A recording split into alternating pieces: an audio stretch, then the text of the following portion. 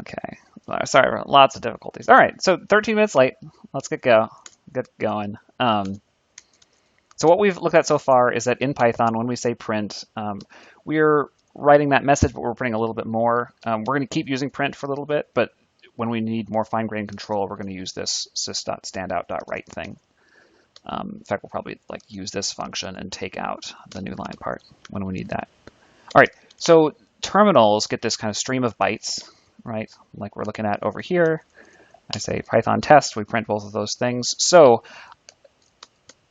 the way we communicate with terminals is sending them this, bytes like this. We could send, well, we're just going to start using write right now. I'm going to call this write. What write does is write the message and then really make sure it was written. Okay. Write. So now let's look at this one. So my cursor is right here. I'm going to type out a command, and I'm going to hit enter, which will move my cursor down to the the front of the next line, and then it's going to write hello, but we're not going to have that new line now because I'm not printing it. All right, it looks like this. Okay, so this is starting to suggest that our terminals are just kind of streams of these bytes, and then if I were to print a new line here, that might move it down. So we can already move the cursor around a little bit. We have this command, when we write one of these things, it means move the cursor down a line and to the beginning of that line. And if the cursor is down at the bottom of the screen, move everything up, right? So we do that. Right. I hit enter. That moves it to the next. Let's put times in there. Time, import time. Let's try time.sleep 1. Cool. Now over here, if I run this program, I'm going to hit enter. My cursor goes down, and then Python prints that new line over there. All right. So the first cool thing we can do with our terminals is use some of the different escape characters, the different special characters that interact with the cursor, the terminal, in interesting ways. One of those we should look at. New line's a great one. Let's go to, you see tab, right, which writes a tab character. This is not that interesting, right? We went down, we put a tab, whoops. There we go. Yeah. Right. We have this space here. It's a tab character. Not that special. Can I get it as one character? I guess not. Yeah. Here's a cool one. R. So what this one does is I have hello there, and then I type something here.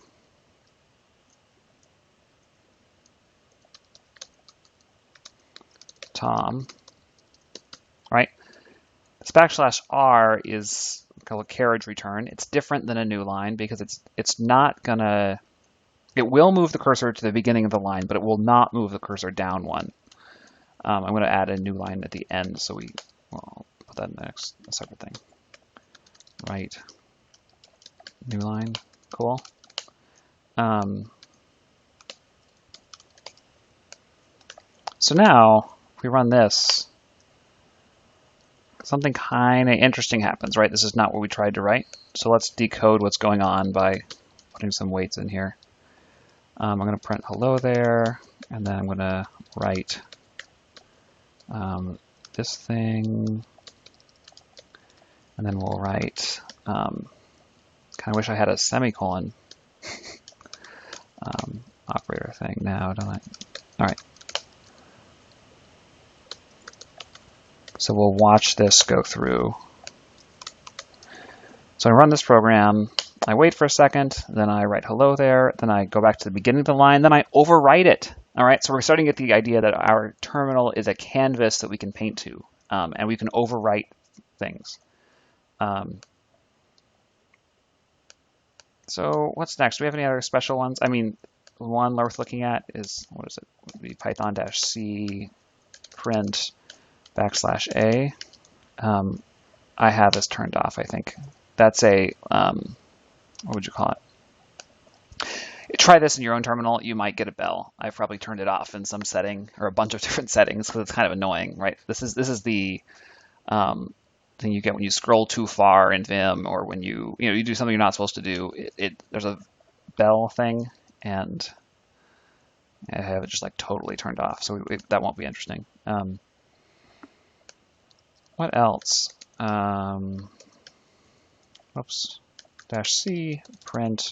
We try -v. I don't know what that one does. Nope. That should be the word Python. Python. Let's look at that one. Oh, a vertical tab character, I think. We should just look these up. What does -b do? Let's put some text on either side of it. AFD Tom. It looks like it's a backspace. So that's kind of cool, right? There's a character you can write that takes the cursor back one. So we already saw \R for go all the way back to the beginning. We could also say hello and then this thing right here. Okay, that's kind of cool. It's hard to put that print in there. I mean, the sleep's in there, so we'll do it over here. We can say hello there, and then print a back. Yeah. So this could already be kind of like neo matrixy, right? Kind of cool. Hello there, backspace, slowly. Know what he was describing? It's just, yeah, exactly. The A is just an audible chime. Oh, you can, okay, cool. Yes, audible like bell. I think it's called like bell or something. Okay, so now we can write like creepily backspace. That's kind of cool. What else? I'll try to kind of watch the comments if people have questions. Obviously, there's like, was it like a 25-second delay or so? But we can circle back around when I'm not being clear.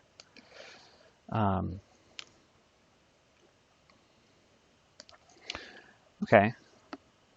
So I think those are mostly like the interesting ones there. But the idea is that these are just bytes like any other, right? So if we're if we're looking at this and we try, oh, this is a development version of Python. It's super slow. Board of /A. You can see that's ASCII character 7. B is this one. See, so these are the control. It's like what you get when you do control A, sort of. I don't understand that. Oh, that's because that's not a special character. That's 2. Right, never mind. It's not the control things.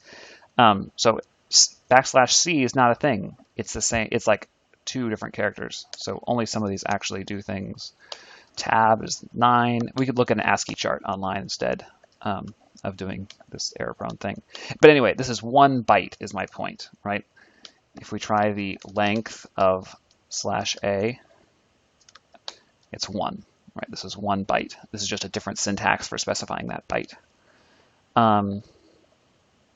And when the terminal receives these bytes, sometimes it displays the character, like when I say Python -C print, an A, that displays the A.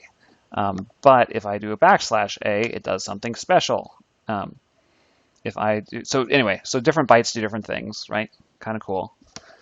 Okay, what's next up? So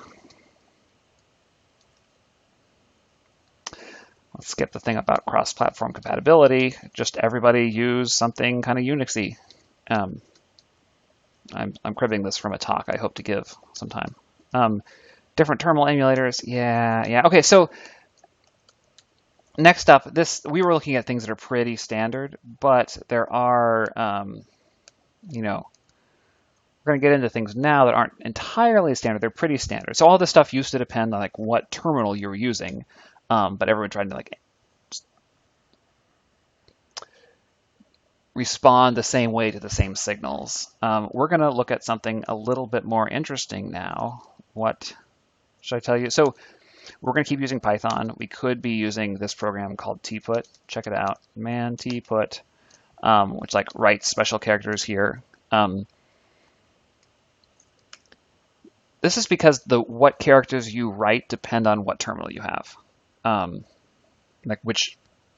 If you want to do something special, like go down to the next line. New line's pretty standard for that, but there are different ways to do some of the other things. Pretty soon we're going to look at how would you, say, move your cursor up a line. And in different terminals, there used to be different ways to do this. Now we've all mostly converged on one standard, but you still kind of needed these databases of like, all right, for these terminals, this is how you do it so that I don't have to like hard code all the different ways to move up one line in my application. And this is what term info, is that what it is? Term info? No, something like that. Term cap, that's a thing, right? Term cap, no. TCAP, maybe. I have to look at notes for this stuff. Term cap, yeah, terminal capabilities, term cap should totally be a thing. It's just a library, but a thing you had to have was a database that says, oh, I'm this kind of terminal. How do I go up one line? I am this kind of, right? All right, so we had to deal with how that worked. We are just going to keep hard encoding these. So we're going to assume that you have like I guess it's a VT100 compatible terminal, or we'll just keep going. So let's check out. I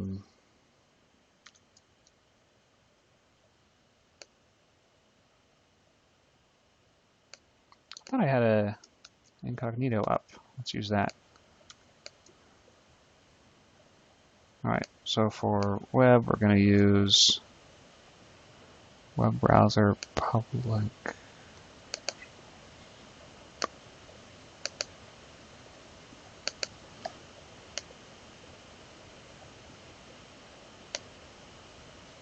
All right, great.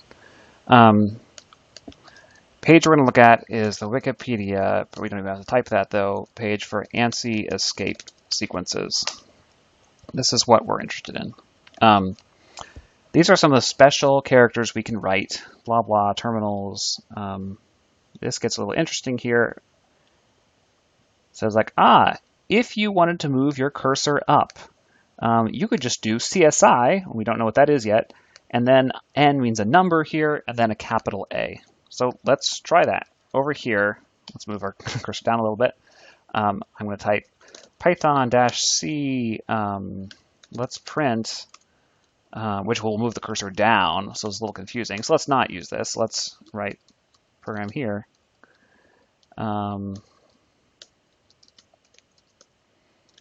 right, let's do, so CSI is this initiator thing for these sequences. So happens it's going to be \x1b, which is 1 byte. This is the hex syntax. We're specifying what byte we want to print here. So that one, which is the escape key, basically. And then an open square bracket. And you can't see this because I'm not good at moving back and forth, but we're doing this now. Got it? So \x1b, open square bracket. Next up is, according to that thing we were just looking at, it's going to be some number. I'm going to write 1 and then a capital A.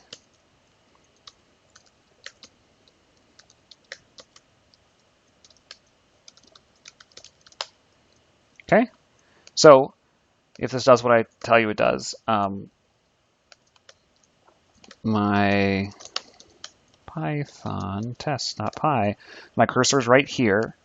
When I hit enter, it's going to go down to the next line, and then I'm going to move it up by 1, and then we're going to write hello. Okay. Well, you know, it works. Okay, so this is where our terminal starts to be like a palette, not palette's not the word, canvas that we can just paint on. So we could start to do fancier stuff. Maybe we could go up 5 here, and maybe we could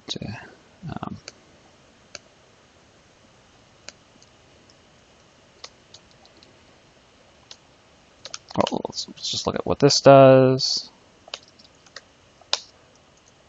Oh, we went up there and we wrote something. Cool. And now we're up there. And now we're overwriting stuff in the terminal. I'm just doing normal commands here and they run like this. Right. So you could imagine we could start to write programs that would move the cursor to one spot, do something, move the cursor somewhere else. Okay. Let's look at some of the other sequences we have here. Let's get back to color because that's how we advertise this. We said you could do color in your terminal. Color, color, color. Let's look back at our page here. If we scroll down a bit, we've got all these interesting things we can do. These names here, this stuff is what you would type if you were using this other program that we're pretending doesn't exist, tput, and you would say something like erase el. Nope, I'm confused. Never mind. Yeah, we need to use different names. I forget that. We're just keep using Python and keep writing the real sequences. At the end, we'll talk about why we should never do any of this. So what now if we were to Python-C, let's print, that should be the Python. What we're going to print is /x1b, open square bracket, and I'm going to do 3m. We'll see what we get with that. That didn't work because you still have to write valid Python. All right. Cool. Nothing very interesting happened there.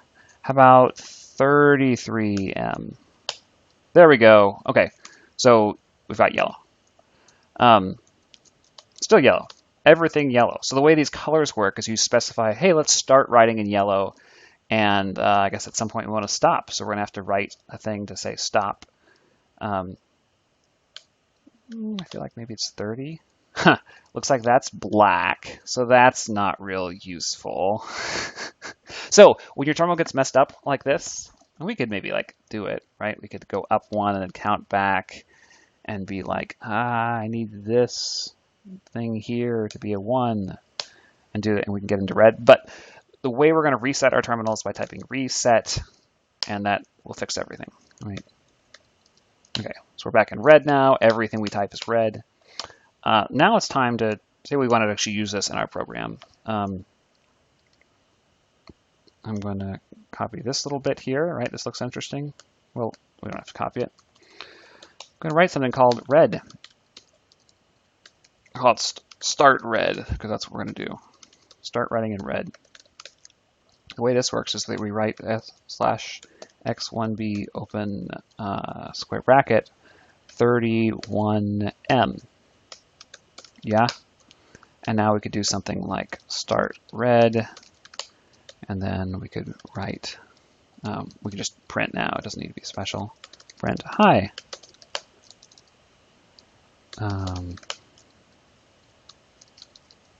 Yeah. And we run this after resetting, so we're back to normal. Python test.py. Great, we're in red, but we're still in red. Maybe we should have a def stop red,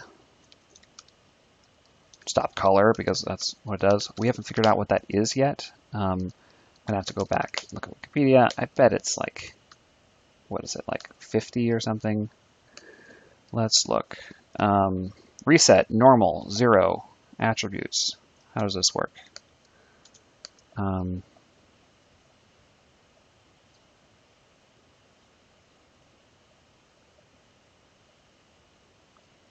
So we'll use the full reset. So there's reset like foreground color, reset background color. We're just going to use total absolute reset. So we're going to use a 0 here. And I'm just going to call it stop style. Stop style. And I need to remember to bring you back, and I need to learn hotkeys for this, right? So we're going to start being in red, we're going to print something, and then we're going to stop doing stuff in red. And I'm going to first reset, so we have a clean thing to start with. Cool, that seems to work. Well, what's some of the other stuff that we could do? Well, we don't have to limit ourselves to red here. Well, first let's combine these, right? Let's put these together, and let's say message, and let's write the message between those things, yeah. And then let's also say you get to choose your color, and that's what we're going to go in here, %d, color, right? Look at this good style. My linter's mad at me because we should have 2 spaces here. Interesting opinion. Okay. Now we're going to do stuff like, let's call this color, and we're going to do color. Hi. Let's use whatever 4 is. Yeah. How about we'll have one called random color with message, and this is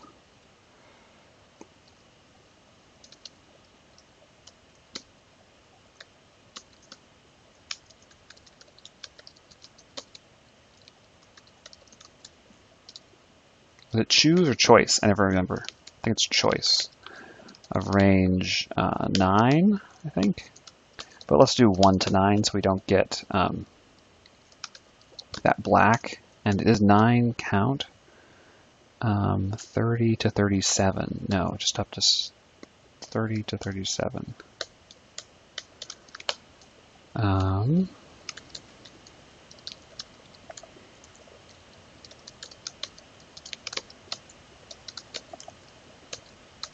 Okay, random color. We could return these, and so we could, yeah, we should be returning, whatever. We'll just keep having side effecting little things. And now we can say stuff like random color. Someone said something in chat. I'm so excited to read it in just a second. Random color, hi. Great. Maybe this will run now. Yeah. But these ones won't. Random color is a thing. It does take 1 argument, so what could the problem be? Under-indented because I didn't close this paren. And now we'll run this, and great, that sort of works. We could write more interesting things. Yeah? Okay, so we have color now. It might be basic, but why are we using tuple color? Yeah, okay, so that's, I made a snide comment about it at the time because it's a little silly. The reason we're doing that, and when you're formatting stuff, if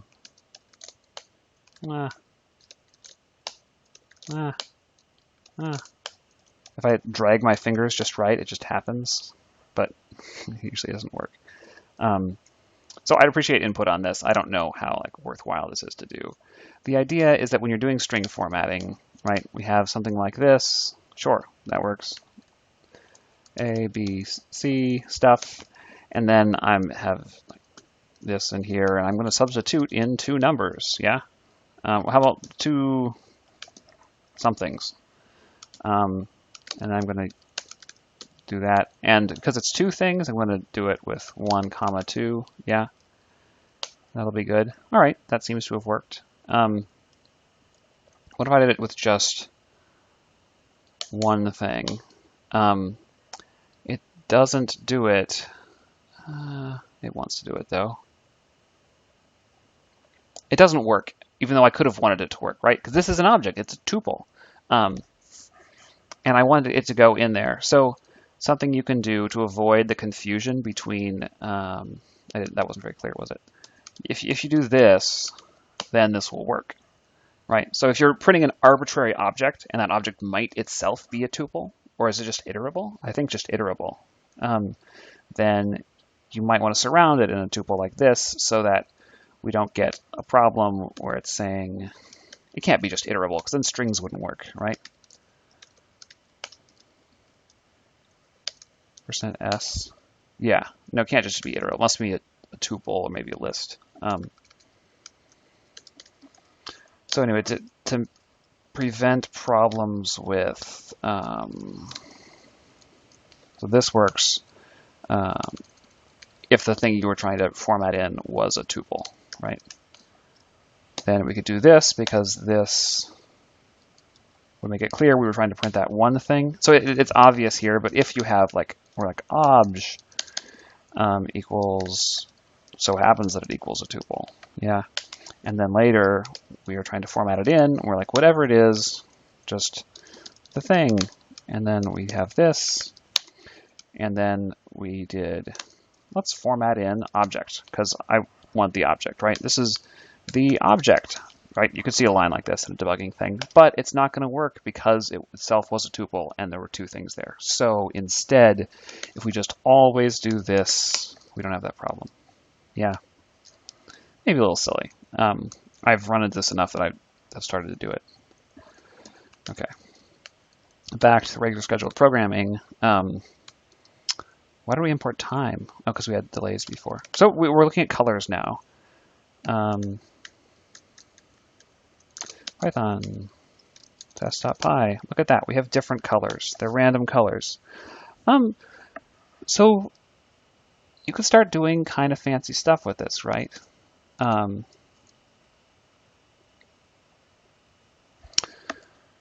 What should we do next? I have a little plan here. This is not a very good plan. Now let's look at a better plan. So what else was promised? So we can do color now. There exist libraries for doing this that we should be using instead, because this interface kind of sucks, right? But we'll look at the libraries later. The idea is that what the libraries are doing is just building these bytes, which get spit out.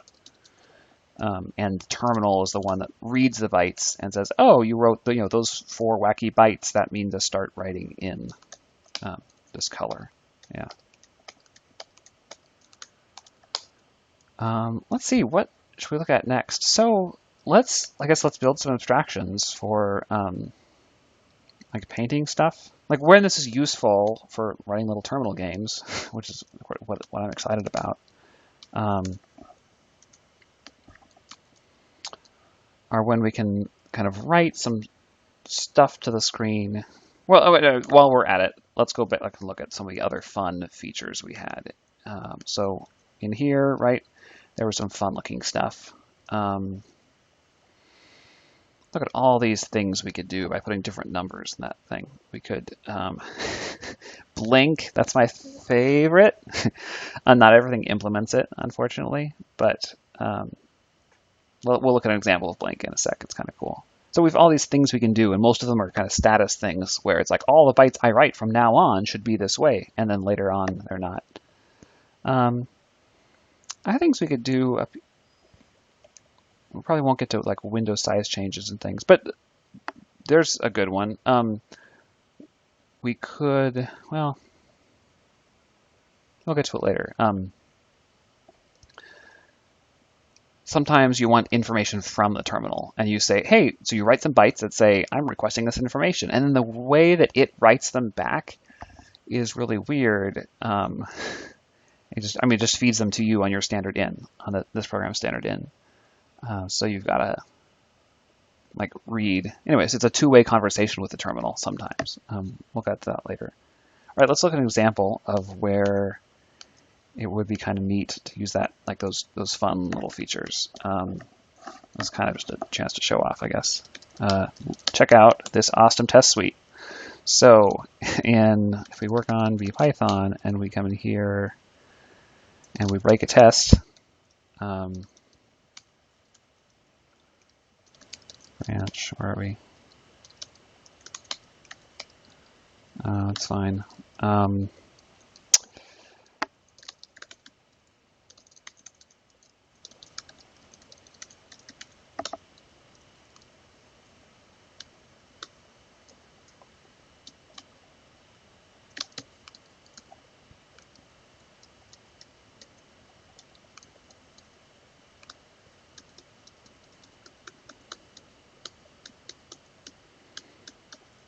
It isn't even that interesting. Okay. There we go. Yeah. So now we go and run our tests. I was going to print a bunch of logging stuff too, which will be a little annoying. So I wanted to show, well, both this example of doing some terminal manipulation, but also how it can be kind of nice to, it's a cute use of blink, basically. I'm trying to show off. Check this out. See it blinking? It's saying this line is different. These two characters are the same, but oh dear.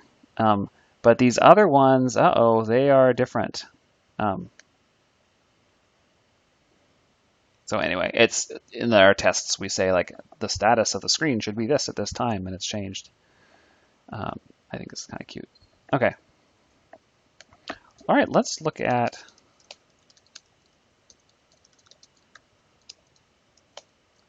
I think let's build a little game here, right? Isn't that pretty much the thing to do?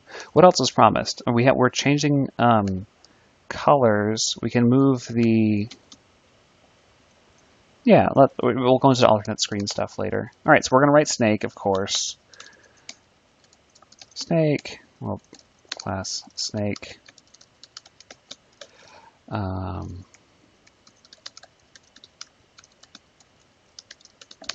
Let's have width and height. Height.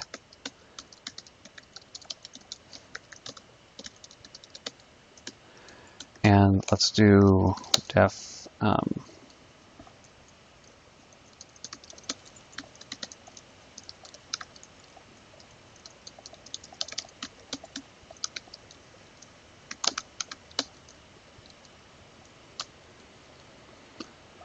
Advance self dot direction equals 0, 1.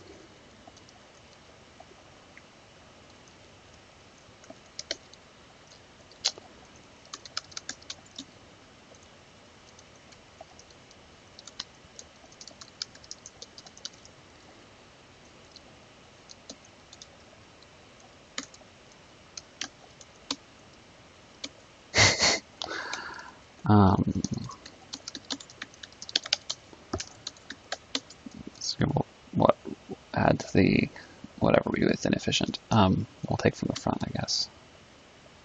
No, whatever we do is bad. It doesn't matter.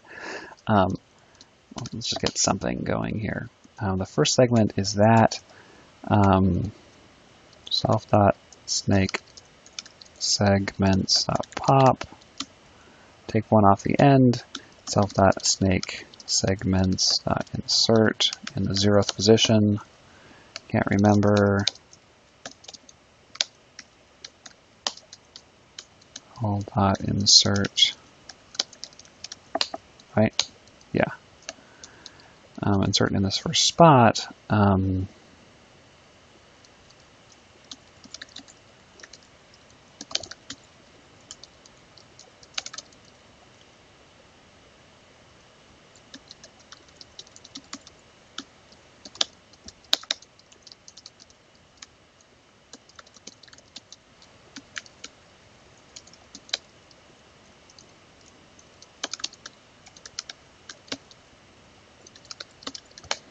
Right?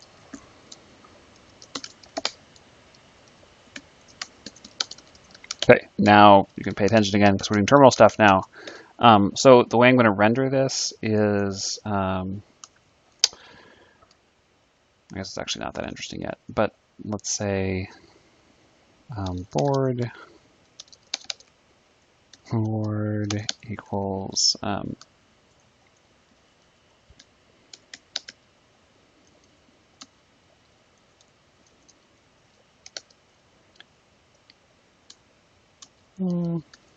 this times self dot width, this for self dot height. And this won't work, will it? That'll be references to the same one. Yes. No, that'll be fine.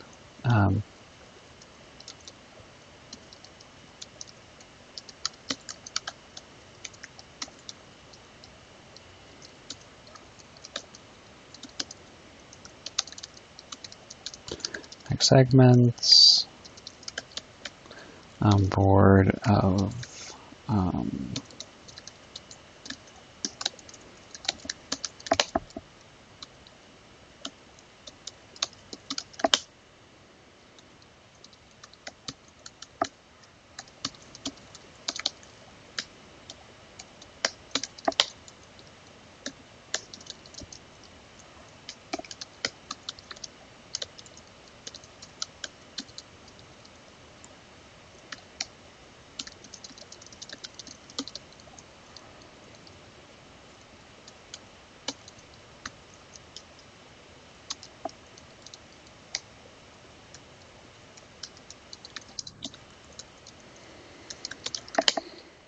All right, and now we can do something like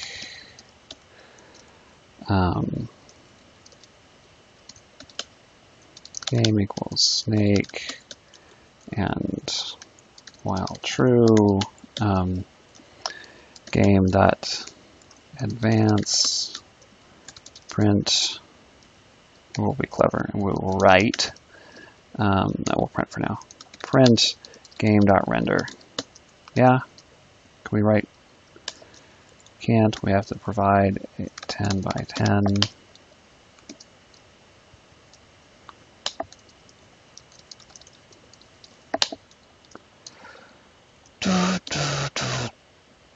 What was the error? For x, y, and self.snake segments. Segments. Snake segments.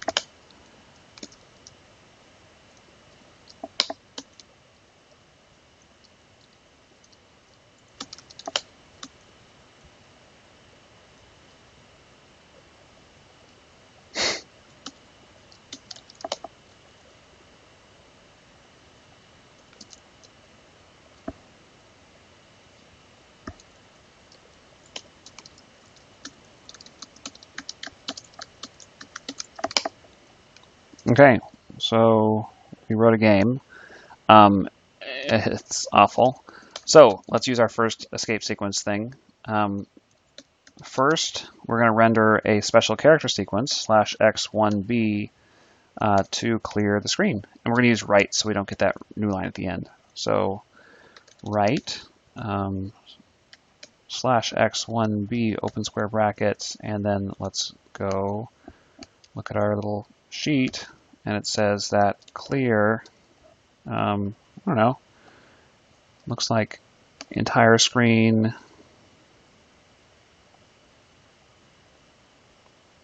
two looks good, to end, sure. So it's going to be our CSI and then a 2 and a capital J.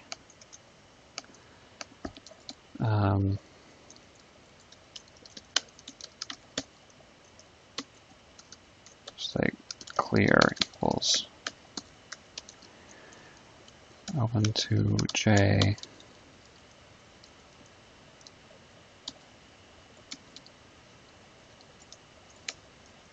Let's write clear. All right, see that? Look at that. It's moving down the page. Awesome. All right, so let's make this better. Well, we could make the game actually work, but first let's make it better by making it take up however big the terminal is. So for this, we want to figure out how, well, we should really be adding color, right? Let's say that each snake segment is actually the, it's actually color of this, and we'll have to return then. Return this plus this plus this, yeah.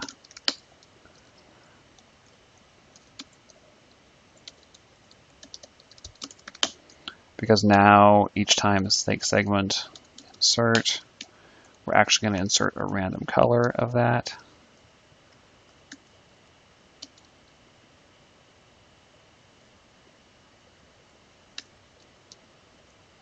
Okay, we'll just draw it randomly each time, but later we can have colored snake segments and it'll be awesome. So now it's not that, it's random color of that.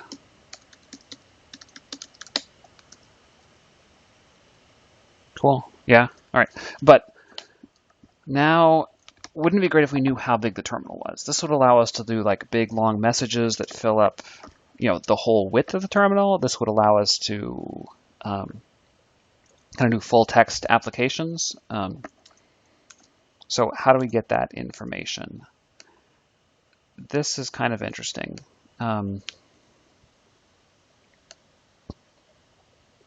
We write some bytes to the terminal, and then it writes something to us on our standard in. So let's play with this. So I'm in Python here, right? If I were to print what is it? Cursor.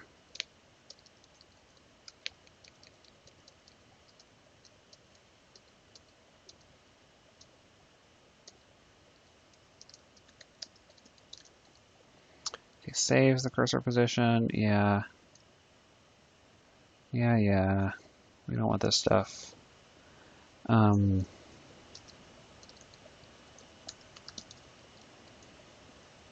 are we looking for?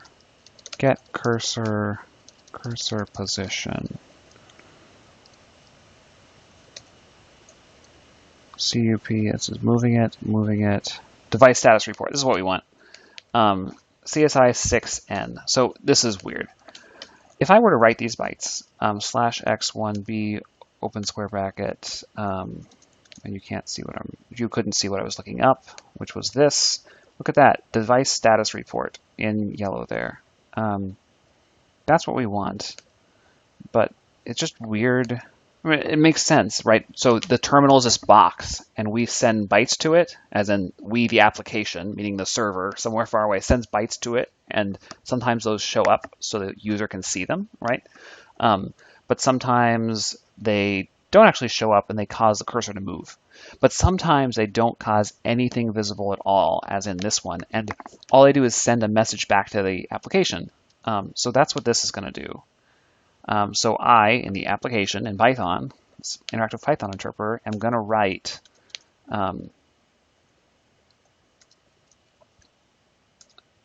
escape character, which is \x1b open square bracket 6n. Is it really n or it's just a number? Yeah, I guess it really is. 6n, right? All right, something weird happened there, right? I didn't write that stuff. That just came in. So I try it again. I'm going to say print that. Then it actually writes on standard in to Python this. All right, well, and like depending on some state stuff, it comes out differently. Yeah, pretty weird. Especially in an active interpreter, so it makes less sense there. But if we try it in a program, and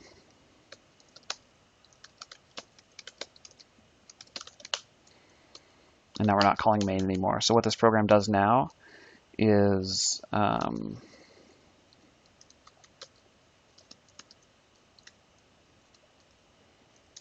ask for cursors.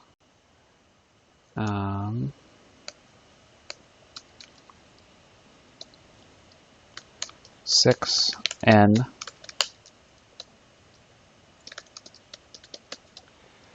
So if I were to print, well, I'll write it to be careful, so I'm not setting that extra new line. Cursor, then I were to like raw input, there's not going to be a return there. So that's no good. Should have introduced raw mode stuff before.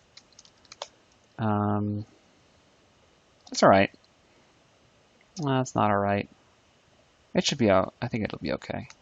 We'll try it. If I were to run this program now, Python test.py, what just happened there was I wrote that sequence to the terminal, and then it wrote back some stuff, which is like the same place that I type stuff. Yeah. So we just got this. And this is our answer. This is how big the terminal is. So, shoot, I am so messed up. This is not how big the terminal is. This is where the cursor is, because which is not a thing we care about. So I have not at all motivated why you would care where the cursor is. It can matter, basically, but we don't care at all about it right now. So just interesting that the way you communicate about it is where you got it. But for Snake, we don't care. Cursor's not used for anything, so that was all dumb. So if you want to know something like how big the terminal is, we do this differently. So there's another way to interface with terminals that's kind of later. It's very specific to kind of whatever, so it's like a driver kind of thing. And I don't have it memorized, so we're gonna start to do things correctly. which means we're going to... Now this is all about learning abstraction, isn't it? So we're going to skip this, and we're just going to say that we know that the size of our terminal is 40 by 40. That's kind of unfortunate. Whatever. Darn, the cursor stuff is cool, but I have not motivated it at all. Anyway, we use that in BPython for some weird, like detecting when the terminal was resized. Not when it was resized, because there's a signal for that, but by how much it was resized. Darn. Okay.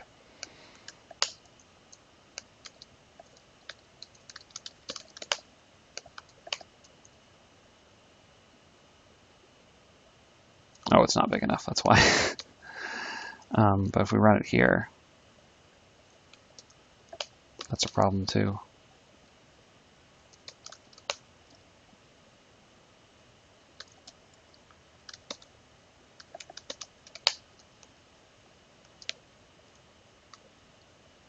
Okay, look at that. Look at that moving. So next thing is, wish we could get input, right? I'm typing stuff, but the program never reads it. So let's add input to our game, right? Instead of sleeping, let's just do raw input here. Yeah. Cool. Do what? Right? We can call that move. And if move equals, it's sort of unmotivated to do that. If move, what should we do? WASD, right? No, we're going to use vim, JKHL. If it's J, well, let's make a little dict. Moves J goes to, this is down, and we're doing XY, so 0, -1. K is 0, 1. L is 1, 0. H is -1, 0. Yeah.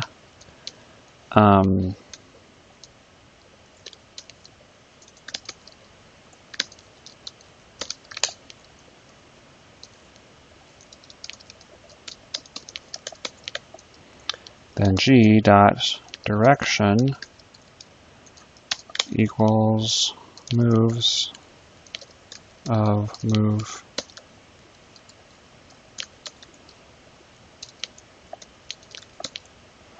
We could do that nicer, couldn't we? G dot game dot direction equals moves dot get of game dot direction and move dot strip. Nice. Yeah, so now we should have input in our game, maybe. So if we run it and I say do what, I could hit J, but we're just sitting here waiting to hit J some more. So our standard in is buffered on, it's not going to get these until I hit enter. And then none of those were triggered, right? If I run this and I hit L, this works. Except I reversed J and K. But I don't want to wait, right? So I'm going to import TTY, and when we do main, we're going to say TTY.cBreak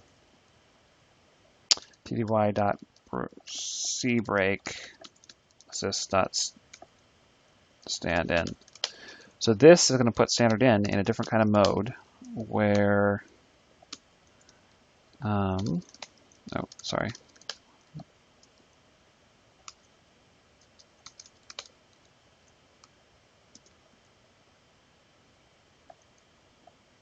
Really? TTY doesn't have cBreak?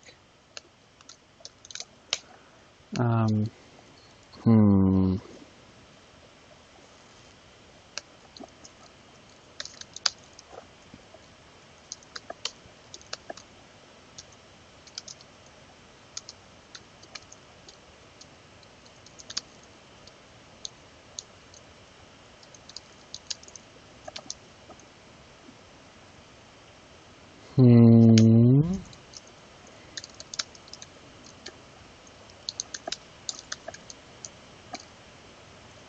I am stuck. I have to Google. Come Google with me. It'll be fun. C break, Python, TTY. Yeah. Set C break is what it's called. Okay.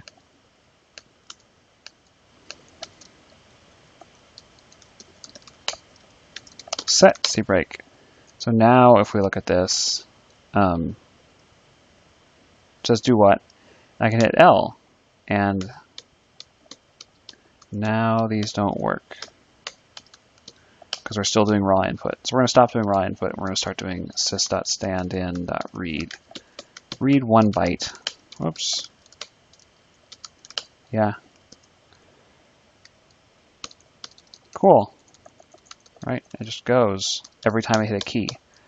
But that's not how Snake works. I'm going to swap this J and K because it's terrible. There we go. But that's not how Snake works. Right? Oh, it wraps. How does it wrap? What? What? How does it wrap?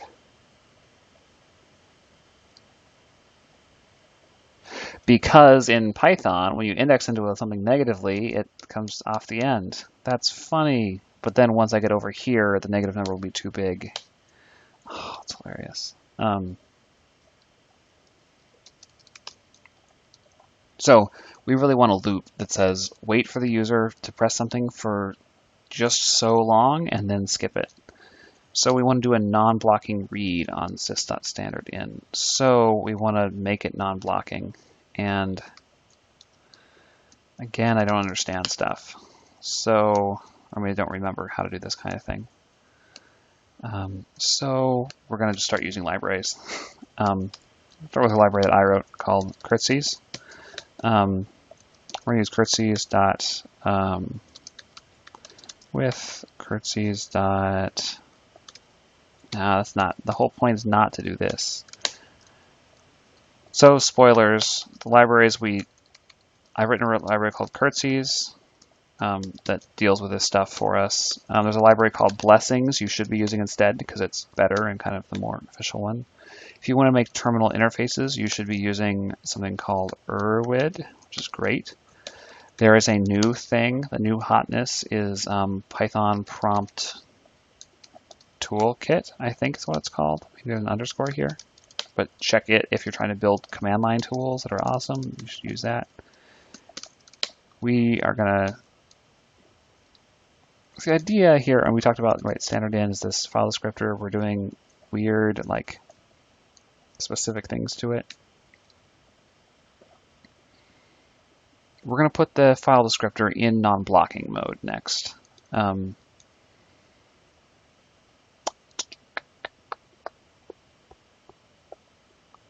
Let's do that with select. That's like the simplest way to do this. Okay, select. Okay, so the way this loop works now is right, no libraries, stay strong. Do everything from hand, by hand. Game.direction.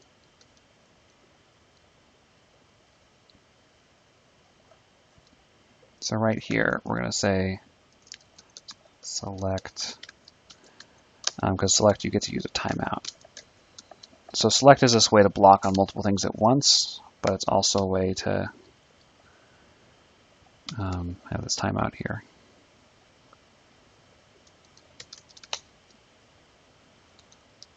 So now if you don't do anything for a while, you will just move, but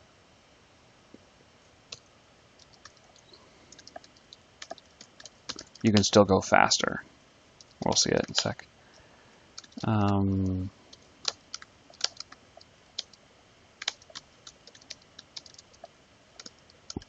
That's silly. Let's just do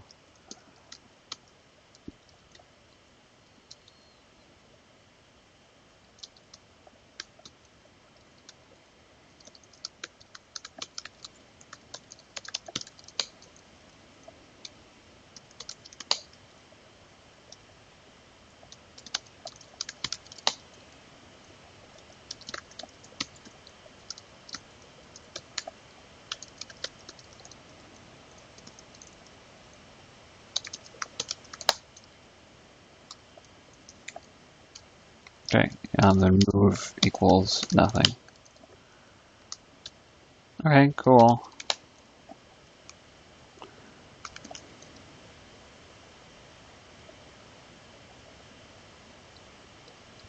Yeah, so now we can go along, but if we wait for up to a second, it'll just happen.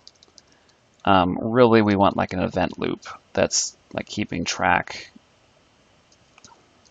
So we could implement that if we want, but let's stick with this for now. Maybe let's add more segments to our snake.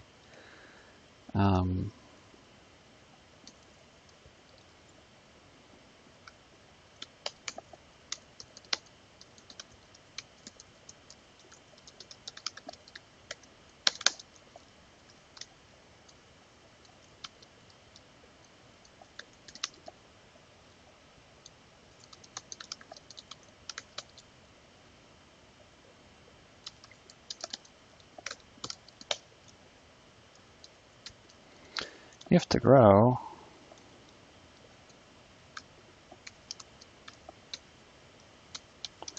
and pop, else,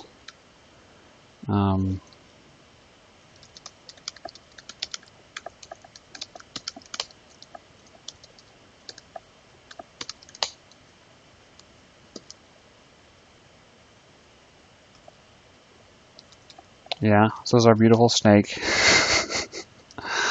Oh, it looks so disgusting. Let's keep him the same color each time. So now a snake segment also comes with a color.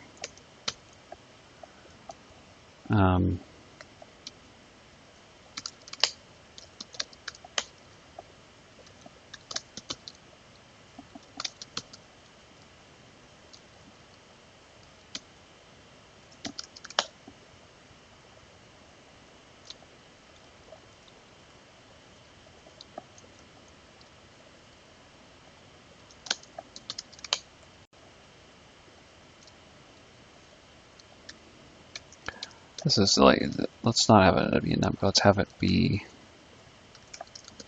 color. Great, that's the actual thing. C.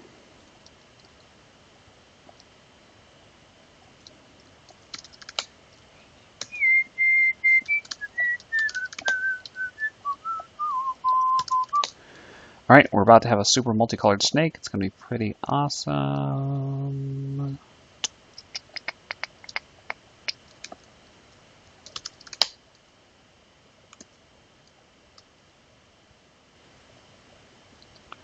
A seems to be all the same color. That's not good.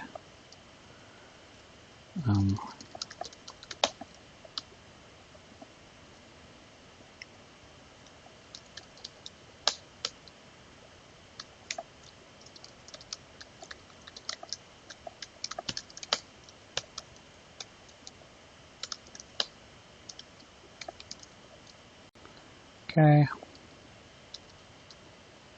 Well, now it's zeros instead of O's, but wait, no, that's not right. He's not saying the same color.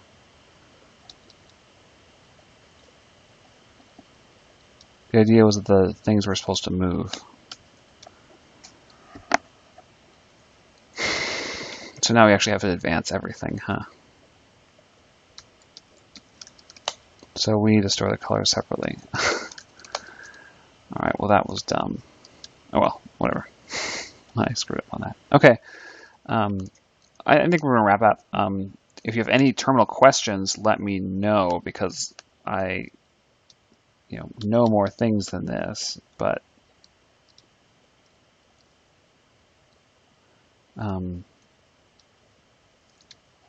what's happening? Why did we die there? Assignment. Oh, I see. That's the edge.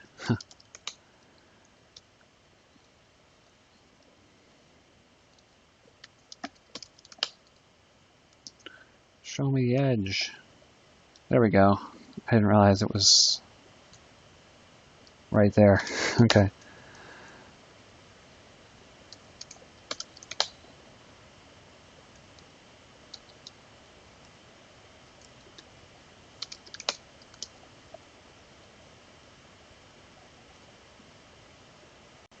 Yay. Okay. Thanks so much for watching. I really appreciate it. I was hoping to get practice talking about some of these things, and now I know what parts I was really not comfortable talking about. My plan of what to cover didn't go very well. All sorts of things to fix. So thanks so much. I'm basically going to do the same thing, but hopefully better later. I'm pretty excited about that.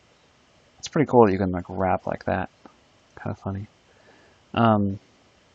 We can look at how to. So other things we could do would be good to look at would be building a renderer, I guess. So something like being careful. We could only have to update some parts of this. Basically, I'd just walk you through writing curtsies, which is this library I wrote. Let's look at it real quick. Web.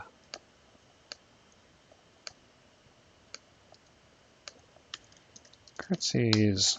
So stuff that this lets you do is stuff like, so you get your beautiful colored strings, which is cool. So you can build things like this by writing code like this or this. We can have nice input. You can get things like just getting input events. You can, anyway, this is all stuff that Blessed, for the most part, stuff that this library called Blessed has, which is getting a lot of its functionality merged into blessings, hopefully. We'll see how that goes. Anyway, we've got lots of useful things for writing little terminal games here. I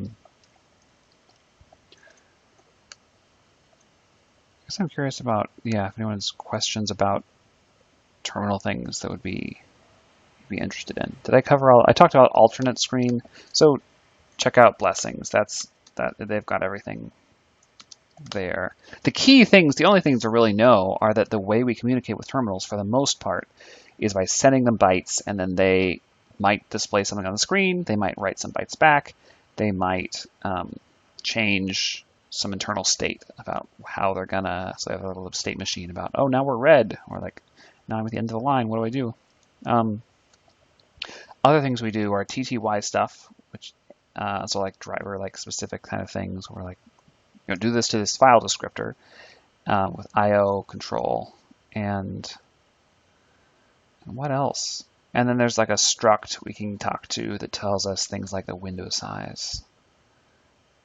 Anyway, I think that's all I've got. Thank you. It was fun to try. Excited to be more structured next time, as usual. Let me know if you have any questions. Bro, progress bar and spinner. Oh, gosh, yeah. Wow, sorry. Progress bar and spinner are exciting. That's what we were waiting for. Okay, let's look at progress bar and spinner now. Let's start over for cleanliness. Progress. Yeah, thank you, Chris. Perfect. So if we want a progress bar, we saw how we can overwrite things. So let's look at spinner first. It's going to be a little bit easier. The idea is that we want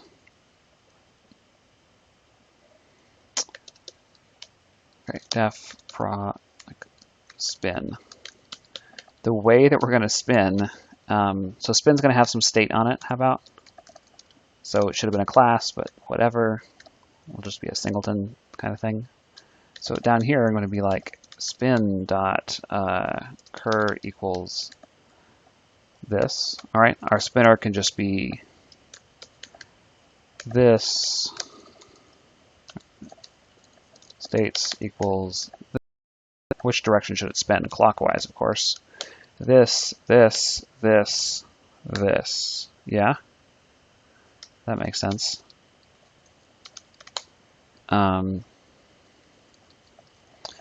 And the way we do this is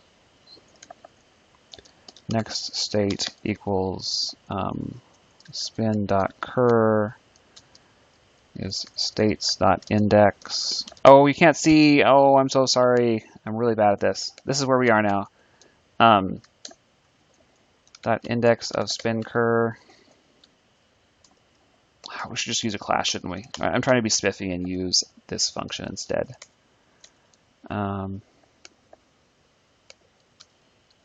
All right, Chris, this is 100% for you. Um, so I'm just writing code here, right, to find what the next state will be. Mod 4 plus 1. Cool. And how about, so each time we call spin, print, well, that's okay, that grabs the next state, and then we're going to print, no, we're going to sys, we'll need write again. Import sys def write of something is sys.stand. Let's use standard error because we might be like doing real work on standard out. If we have a progress bar, we're counting the progress of something. Standard error dot write message sys.stand error dot flush, and we're gonna write next state. Spin.cur equals next state. Let's write spin.cur. And our trick we learned in the first like 5 minutes, which is that magic carriage return. Okay, are we good? Spin.cur, we can start with that. All right, and now while true,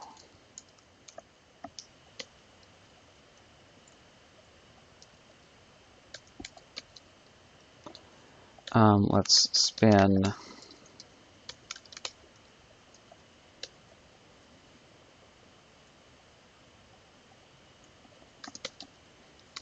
spin, and then let's time dot sleep. So this doesn't exactly show how you could like, this is just the spinner for now. We'll make it a generator later so we can like hop in and out of it, or we can do it in a thread or whatever. Let's see if this works. Cannot concatenate spin.cur because this should be states of that.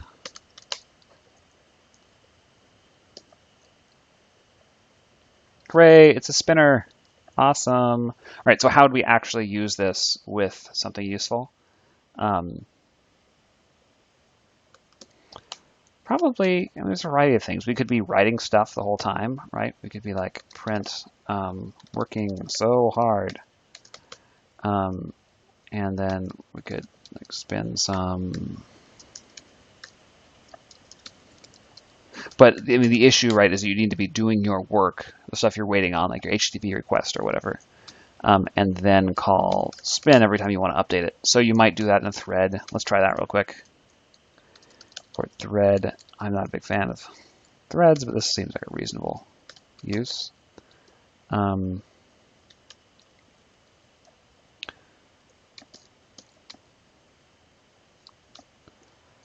Time.sleep.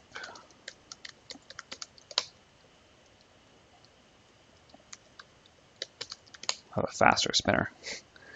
And then we'd be like t equals threading.thread target equals spin. Yeah, t.start. And then we start doing our hard work. Yeah, like let's download something.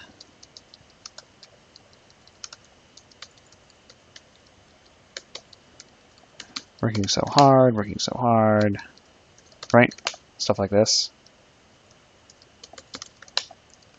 And now, so this is our main code. If we want to kill the spinner at some point, we'll just make it a daemon thread. So daemon equals true. So when the main thread dies, it will die. This would be a spinner for the rest of the program. That doesn't seem to be working. What is our problem here?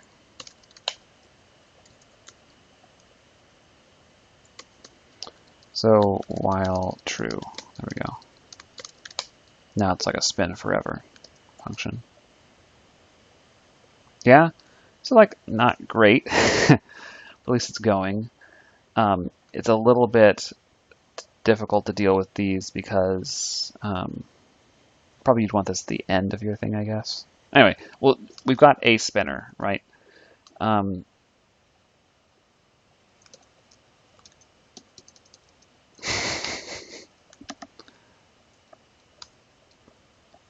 I know. All right. Progress bar. So what I'm imagining for progress bar, I mean, it's not so hard to just like print dots, right? But I want something we can call and we'll replace its previous thing. Anybody use curl, right?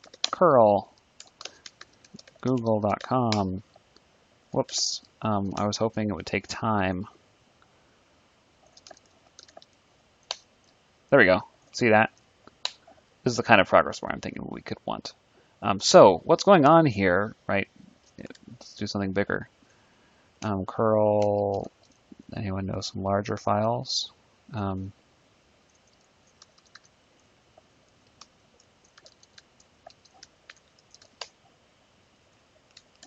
Curl www.yahoo.com, amazon.com. There we go. Yeah, so it's like updates. So what's going on here is that this is doing work, and then this just every once in a while gets rewritten. So we're like chug, chug, chug, chug, chug. Right, we hit enter, the cursor comes down here, we chug along, printing out this stuff, we do an enter, cursor comes back here, we chug along, printing this stuff, cursor comes back down here, we chug along, printing this stuff. Then we pop up, oh, I guess we maybe I don't have to change it, but all right, then we just use carriage return, jump back here and rewrite that whole section. Jump back here, rewrite that whole section. The progress bar I was thinking of would be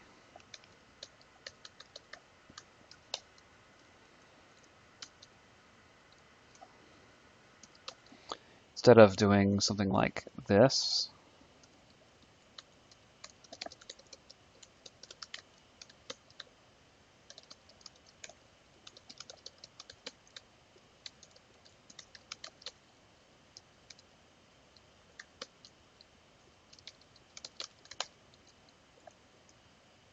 does this work now? Okay, we're back to having this work.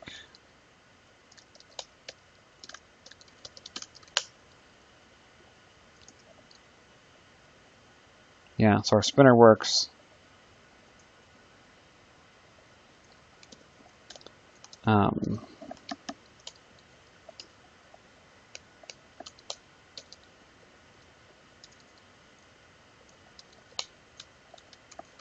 There we go. Now that daemon thing will actually work.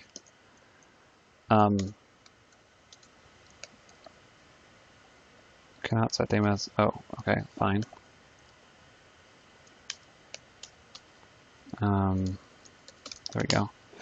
Chris, is that kind of what you looking for? I mean, so the idea is just like, look, you could write to the same line of the terminal, but we'll have to, probably if we were doing this, right, we'd have been like Python progress.py into something. So the prints are going somewhere else, but our progress bar is here. And if instead of like the progress stuff, we were to print something more interesting, so instead of spin, we're going to be like def, we'll call it like progress, class progress object,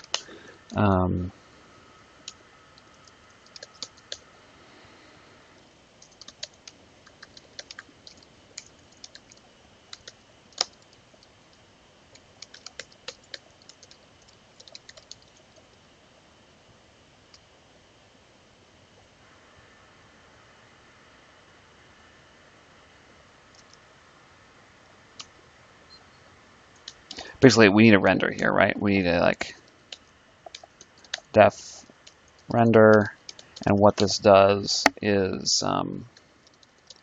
returns %d with a % done complete.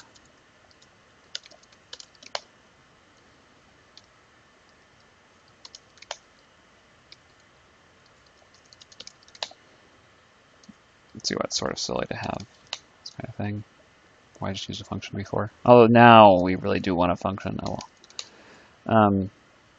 So now we could be like p equals progress, and while we're doing our other work, just hit it every once in a while, like do something with it. So if we're doing that here, it would be, if we're still doing a thread, which is kind of weird, but that was helpful. Cool. But that's okay. Thank you, circular stop sign. I don't know. I mean, we just do a similar thing here, where instead of next state, we're going to call it. Okay. I mean, it's something I could play with. So far, with many dots, I've done the many dots one too, right? Where you're just like, I'm batch processing. So I worked at like an MRI lab for a long time, and you're like, oh, I'm extracting, 1,000 amygdalas and all these things. I don't think we'd have to get the cursor coordinates if we were just careful about. I mean, the reason so the issue is I was writing the cursor to the spinner to standard error, and the other thing to standard out. If we're interleaving it with normal prints, so a print is like write some stuff, and then have a new line. So we come back, right? So we're like sorry, it's backwards for you, but like write. If we're looking at this, it says, right? I'm like print stuff. And it's like, okay, I will start here, print some stuff, and then come down to the next line. And then because it's a Python prompt, it like prints this stuff. So we just have to be careful about that. Okay, that's great. Let's have a spinner that's at the end of the line. So we'll still need this. We'll still need our forever. Forget the progress bar. So the idea is to be able to print a message and always have the spinner going at the end of the line. The other important thing is let's not leave behind little spinner things on the previous lines. Okay, so for this we're going to have to use like a custom print is the issue. Throughout our states, let's just make sure this is still working. All right, so it's going. But we need the cursor to be on top of it. So let's use, was it backspace? I think it was backspace. So let's write, each time we do this, we'll take it to the beginning, and then let's do another, like that'll do it, right? So let's get the cursor back to the beginning of the line so that when we print something, it'll overwrite this. Yeah, so we're doing this now. There you go, and working so hard overwrote it. Now, if you wanted this at the end, then our prints need to not go to the next line. So the problem with this is these things, so let's put commas there.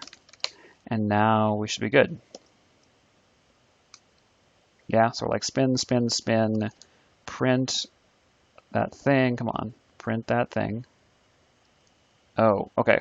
That was tough because it's buffered by line. So if you use commas here, it doesn't actually force printing it. So we have to like use write now.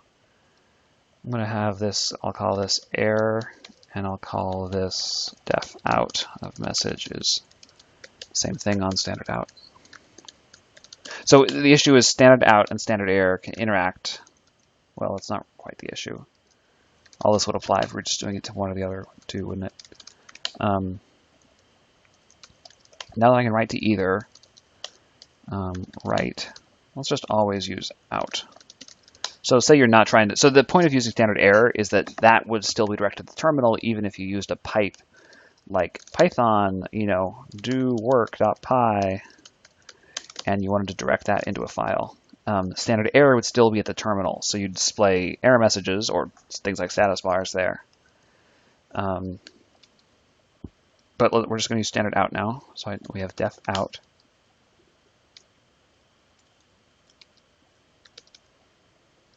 And the thing is, right, we just have to use like out here.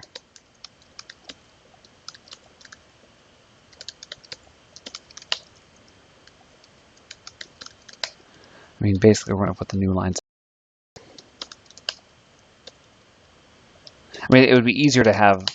I mean, this will do it, I guess. That's a little bit of a weird solution. Ooh, that's no good. So you can't really like make room for it. Actually, this is dumb. Why? Interesting. Yeah, right. So if you're doing redirection stuff, so you can expect standard error will probably be at the terminal. An issue with this. So if you're being a good citizen with these command line programs, you probably ought to try to detect whether what you're writing to is a terminal or whether it's just a file. For example, if you check out ls does this spiffy, like, kind of figuring out how, well, I guess it's not doing that now, is it?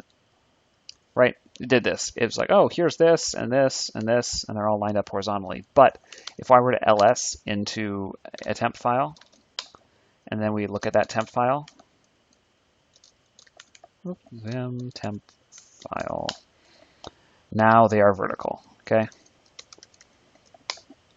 So else is detecting what it is. If you use something like blessings, it will do this correctly. It'll be, so we should use something like blessings. Okay, difficulty of the spinner at the end of the line. Right, so the problem with the spinner at the end of the line was when we print something that writes it and then takes the cursor to the next line. So you'd have to maybe remember how long that message was, so you could move the cursor back up there or something. It's just hard to interleave it with normal prints, I guess. And a nice way to do this is like curl, or is to like put it at the end, or would be to just kind of spin. I mean, the issue is like you write something to one spot, and then someone else could write if we're doing this crazy thread stuff, right? If it's there, and then someone else writes something, and that keeps your cursor going. So you can have your cursor on top of where you are, so they cover up your message, as long as they don't print like a new line that takes the cursor down or something.